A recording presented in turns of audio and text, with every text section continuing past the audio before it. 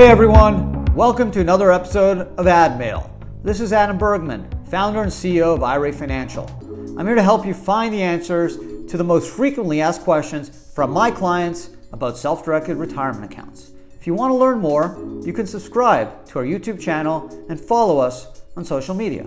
Just search IRA Financial. Hey everyone, Adam Bergman here, tax attorney, and welcome to another episode of AdMail. On today's episode, I'm going to tackle three superb questions. One involving 401k, multiple 401ks, one business. Can you have it? Second one is, can you use funds from a self-directed IRA to buy your own personal home? And then thirdly, $75,000 in an IRA, what's the best way to use those funds to start a business? So really good episode for you today. Buckle up. Let's get going. First question from Charles O, and it's by email. Charles wants to know, I have a solo 401k plan at Vanguard. Can I have another one with you for self-directed investment? So the law is technically you do not need to only have one plan. Technically, there's no restriction on how many 401k plans you can have for your business. Now, it's not common to have more than one plan, right? There's really no reason to have more than one plan, but it could happen in a variety of reasons. Number one, you have a 401k and you basically want to change essentially plan features, and you don't want to terminate the first plan. So you kind of set up the second one and then you terminate the first one after. There's a variety of reasons. For example, law firms may have two plans, one for their partners, one for their associates. So it does happen. Now, can you have one plan for alts and one plan for traditional? No reason you can't. There's no issue with ERISA and non-highly compensated employees because it's a solo plan, it's just for you. So Charles, you can do it, no problem. Not common. We've had clients do it, but we'd love to work with you. So let us know. Second question is from Aaron R. It's a YouTube question. I'm about to sell my house owned by my self-directed IRA. Can I use the funds to buy myself a personal home? Oh, Aaron, I wish you could. Unfortunately, if the money is in your IRA and you sell the home, the money has to go back to your IRA. Okay, so you then can't just buy a house with those funds and live in that house. Now, you can always take a distribution. If you're over 59 and a half, it's taxed. If you're under 59 and a half, it's taxed and a 10% penalty. If your home's in a Roth, then if you're over 59 and a half and the Roth has been open more than 5 years, then it's tax-free, I should say. Under 59 and a half or not more than 5 years, tax and a 10% penalty on earnings on the contributions. So whatever you've put into the Roth IRA, you can take out tax-free, but the earnings on that would be subject to tax and a 10% penalty if you don't satisfy the 59 and a half and 5 years. So that would be really the only way to do what you want to do. Now, one solution is say, okay, take your IRA money, buy the house, and then do a conversion over a bunch of years. Obviously, don't live in it until it's fully converted to Roth. But once it's converted, obviously you still can't live in it, but you maybe have some more freedom.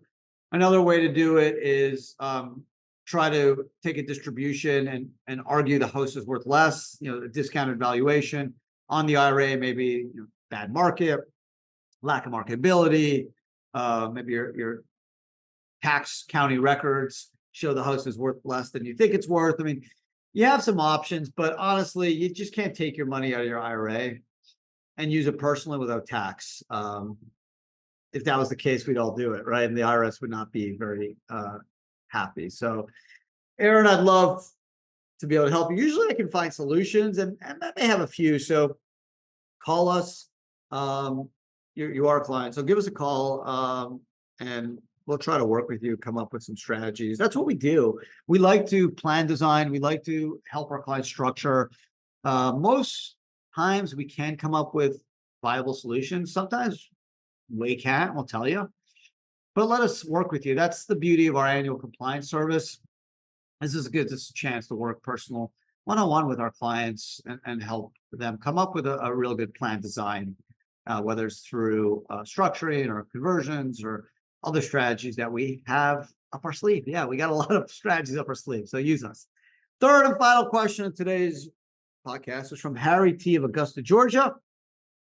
Harry wants to know, I have $75K in my IRA and want to use the funds to start a business. What is the best way to do this? So a couple things. Depends on what you want to do. If you're going to be passive, not actively involved, not own more than 50%, self-directed IRA would work great.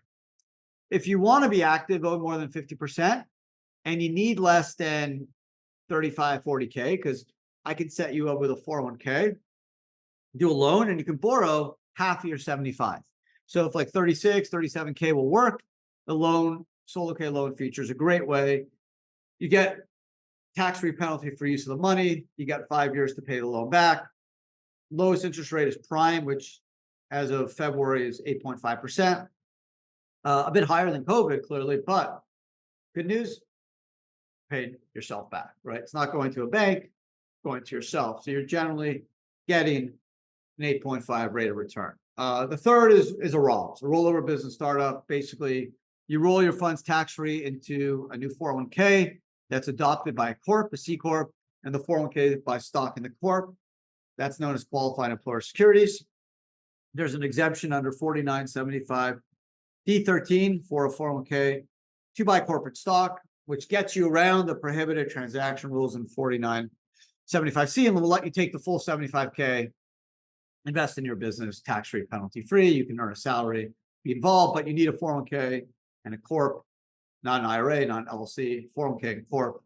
We can structure for you, set up the 401k, administer a record, keep it, tax file it, do all that great stuff. So if that's something you need to do, where you're going to need to earn a salary and be in control more than 50%, you need to use more than the 37 or 38K that I can do through the loan, where you can borrow half of it. The Roths is your solution. Otherwise, you'd have to pay tax distribution, and if you're under 15 and a half, tax a 10% penalty on the 75K. So that probably wouldn't be as super exciting for you. Otherwise, that's it. That's it. Today's podcast. Hope you enjoyed it. Thank you, Charles. Thanks, Aaron. Thanks, Harry. 3 great questions. And that's it. Short and sweet. That's why I love the podcast. We get to learn from each other. If you have a question, send it in. You can send it to info@IRA Financial. Just say Ask Adam, or hit us up on social media.